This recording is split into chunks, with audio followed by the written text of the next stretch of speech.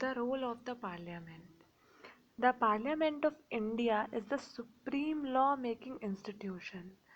जो पार्लियामेंट है इंडिया की वो सबसे ऊंची संस्था है भारत में नियम कानून बनाने की. It has to houses. इसके दो सदन हैं, the Rajya Sabha and the Lok Sabha. Rajya Sabha council of state जो राज्यों का की समूह है with a total strength of 245 members. उसमें 245 सदस्य हैं. और इसका चेयरपर्सन कौन होता है? जो भारत का वाइस प्रेसिडेंट होता है. Lok Sabha house of the people. Lok Sabha जिसे हाउस ऑफ द पीपल भी कहते हैं. With a total membership of 545 is presided over by the speaker. इसमें टोटल मेंबरशिप है 545 और जिसका हेड होता है speaker. The role of the Parliament. Created after 1947, the Indian Parliament is an expression of the faith that the people of India have in principles of democracy. ये जो parliament है जो 1947 के बाद क्रिएट हुई जिसमें कॉन्स्टिट्यूशन के हिसाब से काम होता है, ये क्या दिखाती है? इंडियन सिटीजन्स का फेथ इंडियन कॉन्स्टिट्यूशन में. The parliament in our system has elections to the parliament immense powers because it is the representative of the people.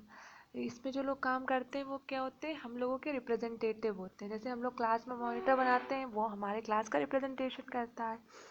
तो Lok Sabha is usually elected once every 5 years. हर 5 साल में एक बार Lok Sabha elect होती है. The country is divided into numerous constituency as shown in the map on page 41. Each of these constituency elects one person to the parliament. बहुत सारी भारत में पार्टियां हैं, उनमें से वो उनके लोग इसमें इलेक्ट होते हैं. The candidates who contest elections usually belong to different political parties. अलग अलग पार्टीज से आते हैं. आप देखिए नेक्स्ट पेज पे पार्टीज के नाम दिए हुए हैं. With the help of the table below let us understand this further. सबसे नेशनल पार्टीज देखिए पहले कौन कौन सी है. Bharatiya Janata party, BJP, communist party of India, CPI, Indian national Congress, INC, nationalist Congress party, NCP. उसके अलावा बहुत सारी स्टेट पार्टीज़ हैं जो रीजनल लेवल पे काम करती हैं. आम आदमी पार्टी जिसकी दिल्ली में सरकार है. All India Anna Dravida Munnetra Kazhagam, All India Trinamool Congress, All India United Democratic Front, Biju Janata Dal, Indian national लोक दल. इस तरीके से बहुत सारी पार्टीज हैं और इन सब के मेंबर्स जो हैं अलग अलग जगह से जीत के आते हैं. और फिर जिस पार्टी के सबसे ज़्यादा मेंबर होते हैं वो पार्टी क्या बनाती है? गवर्नमेंट बनाती है. और उस पार्टी का जो लीडर होता है वो बनता है prime minister. Once elected, these candidates become members of parliament or MPs. These MPs together make up the parliament. Once elections to the parliament have taken place, the parliament needs to perform the following functions. जो लोग इसमें select होके आते हैं वो क्या कहलाते हैं? MPs कहलाते हैं, यानी मेंबर ऑफ पार्लियामेंट, या कहते हैं उन्हें हिंदी में सांसद. और इन MPs से मिलकर बनती है पार्लियामेंट और इसको हिंदी में बोलते हैं संसद. इसमें रिजल्ट दिए हैं 15th लोकसभा इलेक्शन के, जिसमें देखिए नेशनल पार्टीज़ हैं. बहुजन समाज पार्टी बीएसपी, उसको 21 उसके एमपी हैं.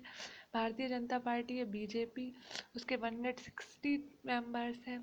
कम्युनिस्ट पार्टी ऑफ इंडिया के 4 मेंबर्स हैं. कम्युनिस्ट इंडियन नेशनल कांग्रेस के 206 मेंबर्स हैं.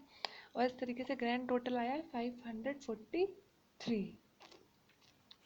The above table gives us the results of 15th Lok Sabha elections held in 2009.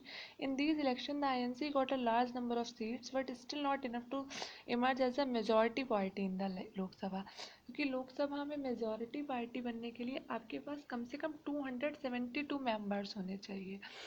अगर आपके पास 272 मेंबर्स नहीं है तो आप गवर्नमेंट नहीं बना सकते. फिर आप क्या करते? कोएलिशन गवर्नमेंट बनाते. कोएलिशन गवर्नमेंट मतलब आप और सारी पार्टीज़ के एमपीज़ को अपने में जोड़ते हैं.